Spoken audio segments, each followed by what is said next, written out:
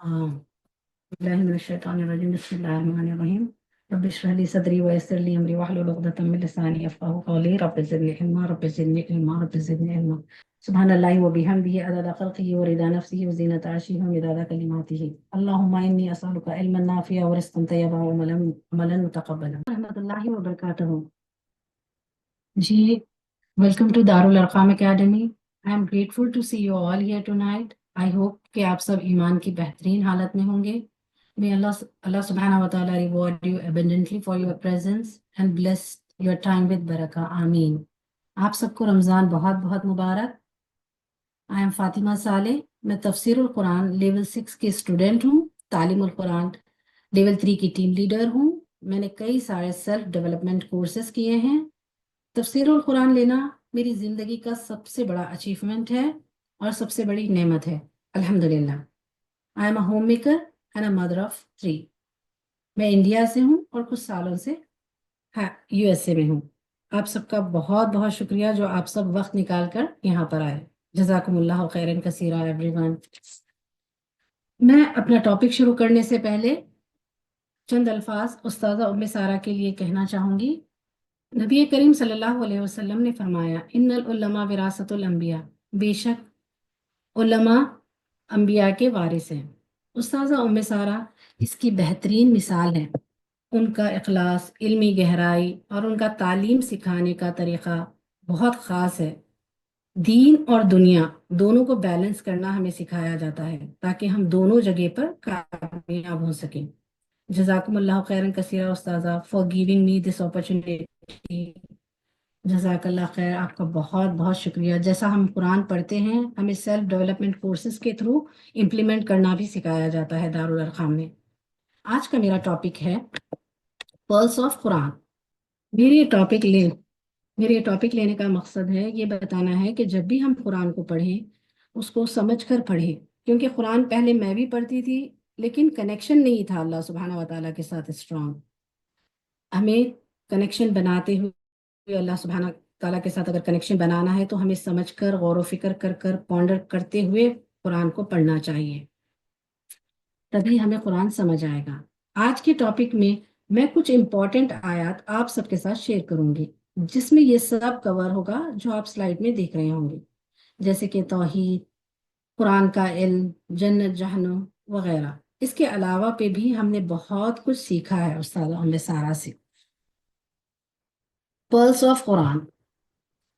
Pearls of Quran का मतलब है कुरान के अंदर जो गहराई, हिकमत, अखलाकी दर्स हमें मिलते हैं। कुरान को अक्सर इल्म का समंदर कहा जाता है और उनके आयात को उन कीमती मोतियों की तरह हैं जो हमें रूहानी रोशनी, अखलाकी तालीम और ज़िंदगी के लिए रहनुमाई और हिदायत देते हैं। जब हम कुरान पढ़ते हैं तो कई चीज़ों का जिक्र कुरान में बार बार आता है। आप सबने भी गौर किया होगा कि कई चीज़ें बार बार आती हैं कुरान में। तो उन्हीं चीज़ों में से मैं कुछ चीज़ें आप सबके साथ शेयर करूंगी। जैसे कि तौहीद है। तौहीद का तस्करा कुरान में बार बार आया है। हमें शिर्क से रोका गया है, तौहीद की दावत दी गई है। जब हम कुरान पढ़ते हैं तो कई चीज़ों का जिक्र कुरान में बार बार आता है। उन्हीं में से मैं ये तीन चीज़ें आपके साथ शेयर करूंगी। जैसे कि तौहीद है। तौहीद का तस्करा कुरान में बार बार आया है और हमें शिर्क से रोका गया है और तौहीद की दावत दी गई है। इसके अलावा पे कुरान के अंदर अहकामात आते हैं, जैसे नमाज के अहकामात, ज़कात के, तयम्मुम के, रोज़े में मुसाफिर के साथ क्या मामला करना है, इद्दत के अहकामात, तलाक के अहकामात, विरासत के और बहुत कुछ। इन्हीं के साथ खबरें यानी वाक़यात, वो वाक़यात जो गुजरे हुए लोगों के थे, जो नेकोकार थे। जब वो ईमान लाए और सब्र किए तो उन्हें क्या बदला मिला, और वो लोग जो ईमान नहीं लाए, अंबियाओं को तकलीफ दी, उनको ख़त्म किया, उनका अंजाम क्या हुआ। ये सारे वाक़यात कुरान हमको देता है। जब ये कुरान नाजिल हुआ तब तक के वाक़यात को कलेक्ट किया, उन वाक़यात को हमारे सामने रख दिया। हमें क़यामत तक के लिए इन्हीं में से सल्यूशंस निकालने हैं। कुरान ने जिन वाक़यात को दे दिया, इन वाक़यात से हटके इंशाअल्लाह ताला इंसानियत को ज़रूरत नहीं पड़ने वाली है मसाइल को, सल्यूशंस को निकालने की। इन्हीं में सब कुछ हमें मिलेगा, क्योंकि अल्लाह ताला ने कुरान को खोल खोल कर बयान किया है, हमारे लिए कुरान को आसान बनाया है। پچھلے زمانوں میں لوگوں نے کیا کیا، اگر ان چیزوں کو ہم لیں، اللہ سبحانہ و تعالیٰ نے وہ واقعات ہمارے سامنے رکھ دیے۔ مثال کے طور پہ ایک روایت کے مطابق اللہ سبحانہ و تعالیٰ نے 1,24,000 سے زائد انبیاء کو بھیجا۔ ان میں سے اللہ سبحانہ و تعالیٰ نے بالکل کلیکٹیولی کچھ کچھ انبیاء کا قرآن میں ذکر کیا۔ کتنے انبیاء کا قرآن میں ذکر آتا ہے؟ If anyone know, please type in the chat box. کتنے انبیاء کا ذکر ہے قرآن میں؟ جی، جزاک اللہ خیر، 25 انبیاء۔ 25 انبیاءوں کے نام لیے، پوروں کے نام کیوں نہیں لیے؟ اس لیے کہ اللہ سبحانہ و تعالیٰ کو ضرورت نہیں تھی پوروں کے نام لینے کی۔ جن واقعات کو، جن نبیوں کو اللہ سبحانہ و تعالیٰ نے سلیکٹ کیا، پتہ چلتا ہے قیامت تک وہی حالات دنیا پہ آئیں گے جو آج کل بہت کامن ہو چکے ہیں، جیسا کہ لوط علیہ السلام کی قوم کا گناہ، ہوموسیکشوالٹی اور زنا زنا میں مبتلا تھے، اور آج بھی یہ کنٹینیو ہے، یہ سب بہت عام ہو چکا ہے۔ جیسے شعیب علیہ السلام کی قوم کا گناہ، ناپ تول میں کمی، آج بھی ایسا ہی ہوتا ہے۔ ناپ تول میں کمی یعنی صرف ناپ تول میں کمی نہیں کرنا، یعنی ہر بزنس میں خراب چیز کو اچھا بتا کر بیچنا، یہ ساری چیزیں بھی ان میں آتی ہیں۔ جیسے نوح علیہ السلام کی قوم کا سب سے پہلے شرک کرنے والی قوم تھی، آج بھی شرک ہے۔ ان پر کیسے عذاب آئے، ہمیں ان سے نصیحت لینی ہے۔ ان 25 انبیاؤں کے ساتھ کچھ مرد اور خواتین اور بچے، ان کے واقعات قرآن نے بیان کیے تاکہ ہم قیامت تک کے اسی سے ہدایت اور نصیحت پا سکیں۔ اگر ہم قرآن کو سمجھیں گے تو ہم اگر سمجھتے ہوئے پڑھیں گے تو ہمیں اللہ سبحانہ و تعالیٰ کے صفات، اللہ سبحانہ و تعالیٰ کے صفات، اسم اعظم کو بھی ہمیں سمجھنا ہوگا۔ اللہ سورہ بقرہ آیت نمبر 163 میں اللہ سبحانہ و تعالیٰ کے بہت بہترین اسم اعظم ہیں۔ قرآن میں تو ویسے بہت ہیں، لیکن الرحمن الرحیم، بہت رحم کرنے والا، بڑا مہربان ہے۔ اللہ سبحانہ و تعالیٰ بہت مہربان ہے، اور رحمان، بہت بہترین صفات ہے اللہ سبحانہ و تعالیٰ کی۔ حدیث کا مفہوم ہے، اسماء بنت یزید رضی اللہ تعالیٰ عنہا فرماتی ہیں، آپ صلی اللہ علیہ وسلم نے فرمایا اسم اعظم ان دو آیات میں ہے۔ پھر آپ صلی اللہ علیہ وسلم نے سورہ بقرہ آیت نمبر 163 پڑھی، پھر سورہ آل عمران کی آیت نمبر 2، اللہ لا الہ الا هو الحی القیوم، اللہ وہ ہے جس کے سوا کوئی معبود نہیں، وہ زندہ ہے اور سب کا نگہبان ہے۔ اور ایک روایت میں آتا ہے اسم اعظم جس دعا میں لگا دیے جائیں اللہ سبحانہ و تعالیٰ وہ دعا رد نہیں کرتے۔ سبحان اللہ، اگر ہم حی القیوم اور رحمان الرحیم بھی اگر ہم اپنی دعا کے ساتھ جوڑ لیں تو انشاءاللہ تعالیٰ ہماری دعائیں رد نہیں ہوگی، مگر اس کے لیے ہمیں قرآن کی تعلیم، قرآن کو سمجھنا بہت ضروری ہے، کیونکہ قرآن کی تعلیم بہت ضروری ہے، سب سے بڑی نعمت ہے ہمارے لیے، بگیسٹ بلیسنگ آف اللہ سبحانہ و تعالیٰ۔ سورہ رحمان آیت 2 میں اللہ سبحانہ و تعالیٰ فرماتے ہیں، اس نے تعلیم دی قرآن کی، سب سے پہلی تعلیم اور بڑی نعمت ہمارے لیے قرآن ہے۔ اس سے بڑھ کے ہمارے لیے کیا ہو سکتا ہے؟ قرآن کو پڑھنا، سمجھنا اور عمل کرنے کی تعلیم۔ اگر قرآن نہیں ہوتا تو ہم زندگی میں بھٹکتے ہوتے۔ قرآن کی تعلیم کا سلسلہ 14 to 1500 ایئرز سے چلتا آ رہا ہے۔ یہ بہت بڑا فضل ہے اللہ سبحانہ و تعالیٰ کا۔ قرآن کی تعلیم دی، زندگی گزارنے کے سارے انسٹرکشنز بھی ہے قرآن میں، جنت کیسے حاصل کر سکتے ہیں۔ سبحان اللہ، ہم اگر قرآن پہ غور و فکر کریں گے، سمجھیں گے، تب بھی ہم سب چیزوں پہ صحیح سے عمل کر پائیں گے انشاءاللہ۔ جیسے کہ توحید کی میں نے بات کی تھی، سورہ اخلاص آیت 1 ہمیں بتاتی ہے، کہہ دو اللہ ایک ہے، آخری آیت، اس کا کوئی شریک نہیں۔ اس سورے کا نام ہی اس کی فضیلت بتاتے ہیں۔ اخلاص، اخلاص یعنی خالص، پیور، بنا ملاوٹ کے، ہر چیز سے پاک۔ یہ سورہ ہمیں رحمان کی صفات بیان کرتا ہے۔ سبحان اللہ، اللہ سبحانہ تعالیٰ نے قرآن میں صرف توحید کے بارے میں نہیں بتایا، توحید کو قبول کرنے کے فائدے بھی ہمیں بتائے ہیں۔ اگر کوئی شخص لا الہ الا اللہ کہے اور اپنے ایمان میں شرک کی ملاوٹ نہ کرے تو اللہ سبحانہ و تعالیٰ اس کے اوپر जहन्नुम की आग को हराम करार देते हैं। सुभान अल्लाह, अल्लाह सुब्हानहू व तआला बहुत अरहमुर राहिमीन है। अगर हम तौहीद पे रहेंगे तभी हम अपनी ज़िंदगी का मकसद, पर्पस ऑफ लाइफ समझ पाएंगे इंशाअल्लाह ताला। हमें गौर व फिक्र करना है, जैसा कि कुरान पढ़ते हुए सूरह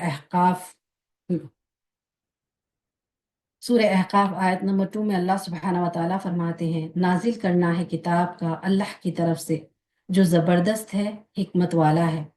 यानी तमाम अहकामात इस किताब यानी कुरान ने हमको दिए हैं ताकि हम गौर व फिक्र करें।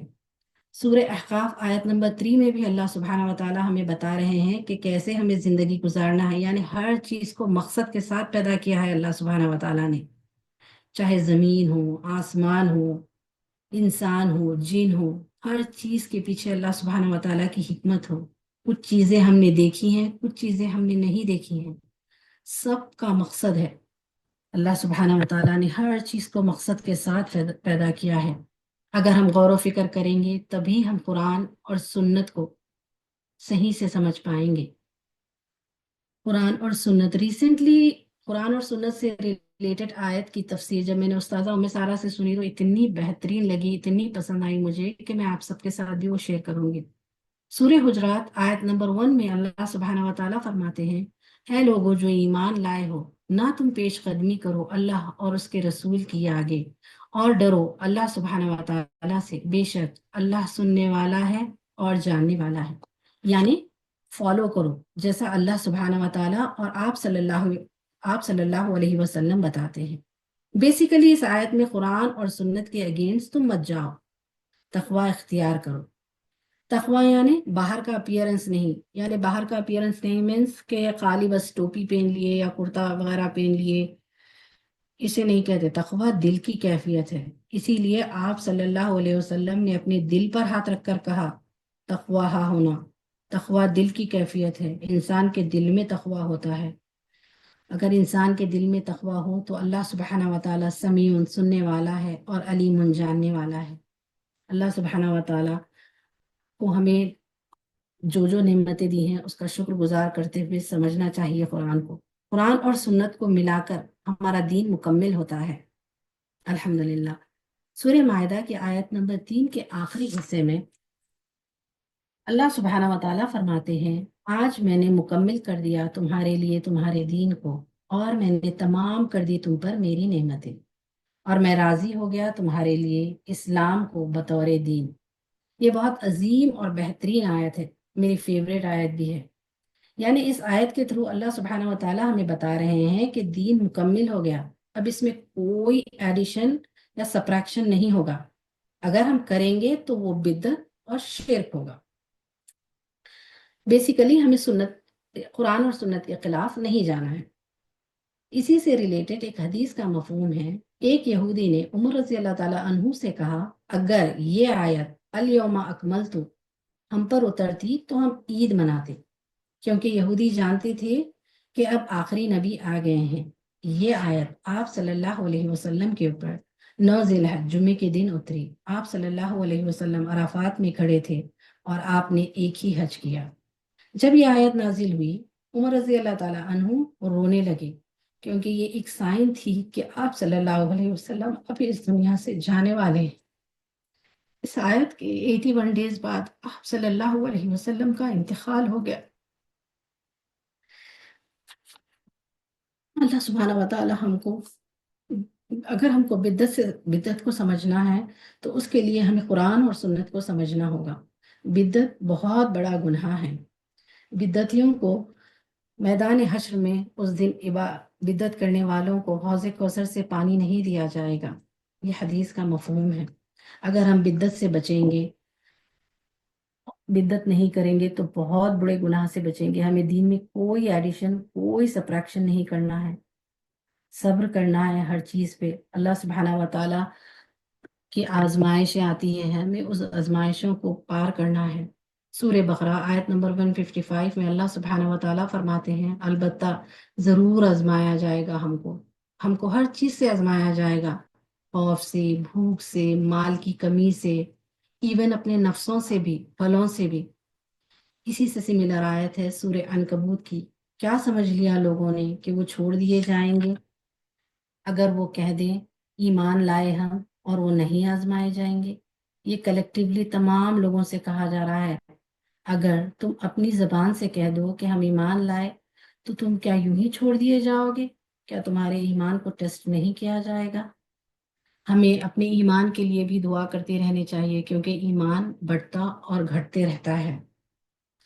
آپ صلی اللہ علیہ وسلم نے کہا، ایک بار یہ کہا، مومن مردوں اور عورتوں پر وقتاً فوقتاً آزمائشیں آتی رہتی ہیں، صبر سے دل کی صفائی ہوتی ہے، یہاں تک کہ جب اللہ سبحانہ و تعالیٰ سے ملتے ہیں نامہ اعمال میں کوئی گناہ نہیں رہتا۔ سبحان اللہ۔ جب ہم صبر کریں گے تبھی ہمارے دلوں میں سکون آئے گا، اور سکون جب ہم پریشان ہوتے ہیں، یہ آیت سے میں بہت ریلیٹ کرتی ہوں، جب ہم پریشان ہوتے ہیں یا ٹینشن میں ہوتے ہیں، کبھی کوئی آیت ہمارے سامنے پاپ اپ ہو جاتی ہے، جیسے سوشل میڈیا کے تھرو یا قرآن جب ہم پڑھتے ہیں۔ میرے ساتھ تو اکثر جب میں پریشان یا ٹینشن میں ہوتی ہوں تو جب اپنے نوٹس لکھتی ہوں تب کوئی آیت ایسی سامنے آ جاتی ہے جس سے دل میں سکون آ جاتا ہے، جب وہ کیونکہ وہ آیت ہم سے ریلیٹ کرتی ہے اس وقت۔ اگر آپ کے ساتھ بھی کسی کے ساتھ بھی ایسا ہوتا ہے تو please type yes in the chat box. کسی کے ساتھ ایسا ہوتا ہے کہ کوئی جب پریشان ہے ان کے سامنے کوئی آیت آ گئی جو وہ ان کی سچویشن سے ریلیٹ کرتی ہو، انہیں سکون ملا ہو؟ الحمد للہ، الحمد للہ۔ جی الحمد للہ۔ سکینت یعنی سکون، یہ بہت بہترین آیت ہے سورہ فتح کی، آیت نمبر 4 میں اللہ سبحانہ تعالیٰ فرماتے ہیں، وہ ذات ہے جس نے نازل کی سکینت دلوں میں مومن کے، تاکہ وہ بڑھ جائے ایمان میں ساتھ اپنے ایمان کے، اور اللہ کے لیے لشکر آسمان کے اور زمین کے، اور اللہ سبحانہ و تعالیٰ علم والا، حکمت والا ہے۔ سکینت یعنی سکون، سکون کا تعلق اخلاص کے ساتھ بھی ہوتا ہے۔ جب بھی آپ کوئی کام اللہ سبحانہ و تعالیٰ کی خاطر اور صرف اللہ سبحانہ و تعالیٰ کی رضا کے لیے کریں تو آٹومیٹیکلی سکون آپ کے دل میں آ جاتا ہے۔ دل میں سکون نہیں ہونا، بے چینی ہونا، یہ بھی ایک عذاب کی شکل ہے۔ ریسنٹلی یہ آیت کے تھرو مجھے پتا چلا تو نہ وہ ہوا سن کے کہ اللہ تعالیٰ ہم سب کو سکون عطا فرمائے۔ سکون نہیں ہونا، بے چینی ہونا، یہ بھی ایک عذاب کی شکل ہے، یہ ہمیں پہلے نہیں پتا تھا۔ اسی میں اللہ تعالیٰ ہمیں سورہ رعد آیت نمبر 28 میں سکون کیسے حاصل کرنا ہے وہ بھی اللہ تعالیٰ ہمیں بتا رہے ہیں کہ ہم سکون کیسے حاصل کر سکتے ہیں، اللہ کے ذکر سے، کلمات سے، قرآن سے۔ جب ہم اپنے آپ کو سرنڈر کریں، سبمٹ کریں، اتنا ہی ہمارے دل میں سکون آئے گا۔ جب ہم اللہ سبحانہ و تعالیٰ کے آگے سرنڈر ہو جائیں، اپنے آپ کو سبمٹ کر دیں، تو انشاءاللہ تعالیٰ ضرور سکون آئے گا۔ ابن ماجہ کی حدیث کا مفہوم ہے، آپ صلی اللہ علیہ وسلم نے فرمایا، بہترین عمل یہ ہے کہ تمہارا دل اللہ کی یاد سے ہمیشہ پر رہے۔ جب اللہ کی یاد سے ہمارا دل پر رہے گا تبھی شکر گزاری آئے گی ہم میں، اور ہم ناشکری سے بچ پائیں گے۔ شکر گزاری بہت بہت ضروری ہے، کیونکہ سورہ ابراہیم آیت نمبر 17 میں اللہ سبحانہ و تعالی ہمیں بتاتے ہیں کہ شکر کرو تم، البتہ میں ضرور زیادہ دوں گا تم کو، اور البتہ ناشکری کی تم نے، بے شک میرا عذاب البتہ سخت ہے۔ شکر گزاری یعنی الحمدللہ ایسی زبان سے کہہ دینا نہیں، اللہ کا دل سے شکر گزار ہونا، اللہ کا شکر گزار بندے بن جانا، دل سے ہر سچویشن میں دل سے ایکسیپٹ کرنا وہ سچویشن کو، اور شکر الحمدللہ کہنا۔ زبان سے کہہ دینے سے نہیں ہوگا، دل سے بھی ماننا ہے۔ اللہ سبحانہ و تعالیٰ کا شکر کرنے والوں کو اللہ سبحانہ و تعالیٰ زیادہ دیتے ہیں۔ شکر میں سب سے پہلے کوئی چیز کے ملنے پر اللہ سبحانہ و تعالیٰ کا شکر ادا کرنا، نعمتوں کو اللہ کی طرف سے سمجھنا سب سے امپورٹنٹ ہے، ورنہ ہم سمجھتے کہ ارے ہماری محنت سے ملا ہم آپ کو، یہ نہیں، اللہ کی طرف سے سمجھنا، تبھی شکر کا جذبہ ہمارے دل میں آئے گا۔ اللہ تعالیٰ کی دی گئی نعمتوں کا صحیح استعمال کرنا، ان کی قدر کرنا، یہ بھی شکر گزاری میں آتا ہے۔ ابو داؤد کی حدیث کا مفہوم ہے، آپ صلی اللہ علیہ وسلم نے فرمایا، جو لوگ اللہ کا شکر ادا نہیں کرتے وہ لوگوں کا بھی شکر ادا نہیں کرتے۔ اسی لیے ہمیشہ ہمیں گریٹیٹیوڈ میں رہنا چاہیے۔ گریٹیٹیوڈ میں رہیں گے تبھی ہم ناشکری سے بچ پائیں گے، کیونکہ ناشکری اللہ سبحانہ و تعالیٰ کے عذاب کا سبب بن سکتی ہے۔ سورہ نحل آیت نمبر 112 میں اللہ سبحانہ و تعالیٰ نے ناشکری بندوں کے ساتھ کیا ہوگا وہ بتایا جا رہا ہے ہمیں۔ ناشکری میں اللہ تعالیٰ کی نعمتوں کا مس یوز کرنا، ان کا صحیح استعمال نہیں کرنا، ان کے ملنے کے بعد اللہ سبحانہ و تعالیٰ کے سامنے نہیں جھکنا، یہ سب ناشکری میں آئیں گے۔ مسند احمد کی حدیث کا مفہوم ہے، آپ صلی اللہ علیہ وسلم نے فرمایا، جو لوگ اللہ کی دی گئی نعمتوں کی ناشکری کرتے ہیں وہ عذاب کے مستحق ہوتے ہیں۔ اور شکر گزار ایک مومن بندے کی پہچان بھی ہے۔ اللہ سبحانہ و تعالیٰ کے قریب ہوں گے وہ لوگ جو شکر گزار رہیں گے۔ شکر گزار لوگ اللہ سبحانہ و تعالیٰ کے نزدیک خاص ہیں۔ اللہ سبحانہ و تعالیٰ ہمیں بھی ان میں شامل کریں۔ جب ہم شکر گزاری کریں گے تب ہمارے دل میں اللہ کی رحمت ہوگی، ہم اللہ کی رحمت سے مایوس نہیں ہوں گے انشاءاللہ تعالی۔ اللہ سبحانہ و تعالی سورہ بقرہ آیت نمبر 56 میں اللہ سبحانہ و تعالی فرماتے ہیں، یہ وہ لوگ ہیں کہ جب ان کو کوئی مصیبت پہنچتی ہے تو یہ کہتے ہیں کہ ہم سب اللہ ہی کی طرف سے آئے ہیں اور اللہ کی طرف لوٹ کر جانا ہے۔ یہ بہت فیوریٹ آیت ہے۔ صحیح مسلم کی حدیث کا مفہوم ہے، ام سلمہ رضی اللہ تعالی عنہا فرماتی ہیں، میں نے آپ صلی اللہ علیہ وسلم کو یہ فرماتے ہوئے سنا جب وہ آپ صلی اللہ علیہ وسلم ابو سلمہ کا انتقال ہوا، جب وہ وہاں پر آئے تو ابو سلمہ کی آنکھیں کھلی ہوئی تھی، آپ صلی اللہ علیہ وسلم نے ان کی آنکھیں بند کی، پھر فرمایا جب انسان مر جاتا ہے روح نکلتی ہے تو آنکھیں اس کا پیچھا کرتی ہے، جب انسان کو مصیبت پہنچتی ہے تو وہ اللہ سبحانہ وتعالیٰ کے کلمات کو ادا کرتا ہے، ان للہ و انا الیہ راجعون۔ اس کے بعد آپ صلی اللہ علیہ وسلم نے پڑھا، اللہم اجرنی فی مصیبتی و اخلف لی خیر منہا، اے اللہ مجھے میری مصیبت میں اجر دے اور اس کا مجھے بہترین بدل عطا فرما۔ جب ہم صبر کرتے ہیں اور یہ دعائیں پڑھتے ہیں تو اللہ تعالی ہمیں اس کا بہترین بدل عطا فرماتے ہیں۔ ان للہ و انا الیہ راجعون، بہت بہترین آیت ہے۔ دوسرے واقعے میں آتا ہے، ام سلیمہ نے جب آپ صلی اللہ علیہ وسلم کو یہ کلمات پڑھتے دیکھا سنا تو انہوں نے بھی یہ کلمات پڑھے، پھر انہوں نے سوچا کہ مجھے اس سے بہتر کیا مل سکتا ہے، کیونکہ ان کے شوہر ابو سلمہ سب سے پہلے ہجرت کرنے والے صحابی، بہت نیک صحابی تھے۔ پھر جب انہوں نے عدت اپنی پوری کر لی، عدت گزار لی، اس کے بعد آپ صلی اللہ علیہ وسلم کا پیغام آیا، سوچے اس سے اچھا اور کیا ہو سکتا تھا۔ سبحان اللہ، سبحان اللہ۔ سورہ اشرا آیت نمبر 5 اور 6 میں بھی اللہ سبحانہ و تعالیٰ نے کہا ہے کہ ہاں مشکل کے ساتھ آسانی ہے، یعنی ہر مشکل کے ساتھ آسانی ہے۔ ہم بندے ہیں جو بے چین ہو جاتے ہیں، جو پریشان ہو کر کہتے ہیں کہ ہمارے ساتھ یہ ایسا کیوں ہوتا ہے، ہم ہی کیوں ایسا۔ ہر مشکل کے بعد آسانی ہے، بس ہمیں توکل اور صبر کی ضرورت ہے۔ توکل، اور جب ہم صبر کریں گے تو ہم مایوسی سے دور ہو جائیں گے انشاءاللہ تعالی۔ اللہ سبحانہ و تعالی ہمیں توکل اور صبر سے کام لینے والوں میں سے بنائے، آمین۔ جب ہم یہ سب چیزوں کو اپنی زندگی میں امپلیمنٹ کریں گے، اور ہمیں اس چیزوں کے لیے دعا بھی کرنی چاہیے انشاءاللہ تعالی، اللہ سبحانہ و تعالی ہمیں اپنی رحمت اور فضل سے جنت الفردوس میں اعلیٰ مقام عطا فرمائے اور جہنم سے بچائے انشاءاللہ تعالی، آمین۔ سورہ بقرہ جنت اور جہنم، جب بھی قرآن میں جہنم کا ذکر آتا ہے اس کے فوری بعد اللہ سبحانہ و تعالی جنت کا ذکر کرتے ہیں۔ یہ قرآن میں کئی بار آتا ہے، سورہ رحمان میں بھی، اور واسطے اس کے جو ڈرے اپنے رب سے، رب کے سامنے ڈرنا، یعنی کیسا ڈرنا اللہ سبحانہ و تعالیٰ سے، جیسا کہ ہم کسی کے سامنے اکاؤنٹیبل ہوتے ہیں۔ اللہ سبحانہ و تعالیٰ سے ڈرتے ہوئے محبت کرنے والوں کے لیے اس میں جنت کی خوشخبریاں ہیں، سبحان اللہ۔ اور اسی سورے میں ہمیں جنت کے بہت سارے ڈیٹیلز ملتے ہیں۔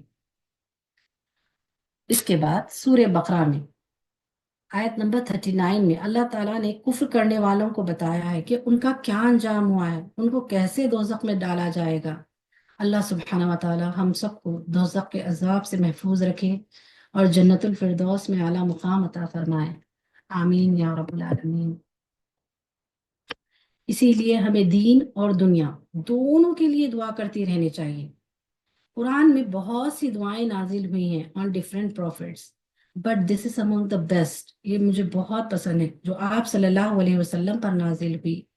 ربنا آتینا، اے ہمارے رب ہمیں دنیا میں بھی بھلائی دے اور ہمیں آخرت میں بھی بھلائی دے اور ہمیں دوزخ کے عذاب سے بچا، آمین۔ بخاری اور مسلم کی حدیث کا مفہوم ہے، انس بن ملک رضی اللہ تعالی عنہ سے روایت ہے کہ آپ صلی اللہ علیہ وسلم کی اکثر یہ دعا ہوا کرتی تھی، ہمیں بھی ہمیشہ دین اور دنیا دونوں کے لیے دعا کرنی چاہیے، کیونکہ ہمیں دونوں کو بیلنس کرتے ہوئے زندگی گزارنا ہے۔ اللہ سبحانہ و تعالیٰ نے کہا ہے کہ دنیا مت چھوڑو، دنیا اور دین دونوں کے لیے دعا کرو، دونوں میں زندگی گزاریں گے تبھی ہم کامیاب ہو پائیں گے۔ ہماری اصل کامیابی ہے جنت کو حاصل کرنا۔ Before ending my topic, I would like to share about my favorite ayat regarding Ramadan.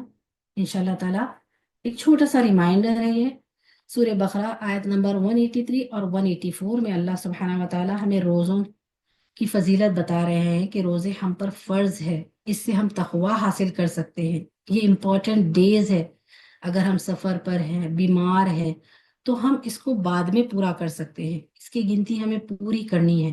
اللہ سبحانہ و تعالیٰ نے ہمیں روزوں کی فضیلت بتائی ہے ان آیات میں، تو اس مبارک مہینے میں ہمیں صرف اور صرف اللہ کی رضا کے لیے روزے رکھنے چاہیے، اور ہماری عبادتیں بہت زیادہ خلوص، اخلاص، عاجزی کے ساتھ ہونی چاہیے۔ اللہ سبحانہ و تعالیٰ ہمارے روزوں کو، ہماری عبادتوں کو سب کو قبول فرمائے، آمین یا رب العالمین۔ الحمدللہ میرا ٹاپک اینڈ ہو گیا ہے۔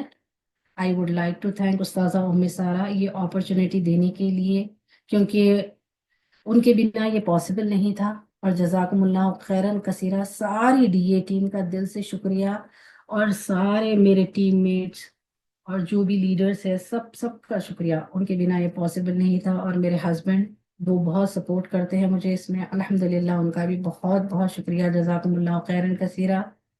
Love you all for the sake of Allah subhanahu wa ta'ala. Alhamdulillah, blessed to have you all in my life. آپ سب وقت نکال کر یہاں پر آئے، آپ سب کا بہت بہت بہت شکریہ۔ اور یہ ساری چیزیں جو میں نے شیئر کی ہیں پلس آف قرآن کے تھرو، یہ بہت سارا کچھ میں نے سیکھا ہے دارالارقام سے۔ دارالارقام ایک بیسٹ پلیٹ فارم ہے جو آپ سب کو یہ موقع دیتا ہے، یعنی میں اتنا بول نہیں پاتی تھی، آج اس کی وجہ سے میں اتنا بول پا رہی ہوں، الحمدللہ الحمدللہ۔ یہاں پر آپ کو بہت اچھے فرینڈس ملتے ہیں، بہت اچھے ساتھی ملتے ہیں جو آپ کو موٹیویٹ کرتے ہیں، ہمیشہ ڈاؤن نہیں ہونے دیتے، ہمیشہ انکریج کرتے ہیں۔ اور اکتوبر میں تعلیم القرآن اور تفسیر القرآن کے ایڈمیشنس اوپن ہیں، پلیز آپ سب وہ بھی جوائن کریں۔ آپ سب نے مجھے دیکھا ہوگا کہ میں نے بہت کچھ سیکھا ہے، بہت تھوڑا سا شیئر کیا ہے آپ سب کے ساتھ کہ قرآن میں کیا کیا ہے، قرآن ہم کو کیا کیا سکھاتا ہے، قرآن میں ہر چیز کھول کھول کر بیان کی گئی ہے۔ تو پلیز میری ریکویسٹ ہے کہ قرآن کو سمجھ کر پڑھیں، ایک آیت ہی کیوں نہ ہو، سمجھ کر پڑھیں، تبھی ہم اللہ سبحانہ و تعالیٰ سے اپنا کنیکشن اسٹرانگ بنا پائیں گے انشاءاللہ تعالیٰ، تبھی ہم وہ آیت کو فیل کریں گے، تبھی ہمارے آنکھوں میں پانی آئے گا جب ہم پڑھیں گے، سمجھیں گے تو انشاءاللہ تعالیٰ۔ اکتوبر میں ایڈمیشنس ہیں، اللہ سبحانہ و تعالیٰ ہمارے لیے آسان کرے۔ جزاکم اللہ خیرا کثیرا، رات کے وقت آپ سب ٹائم نکال کر آئے، سبحانک اللہم و بحمدک، نشہد ان لا الہ الا انت، استغفرک و اتوب الیک۔ السلام علیکم ورحمۃ اللہ وبرکاتہ۔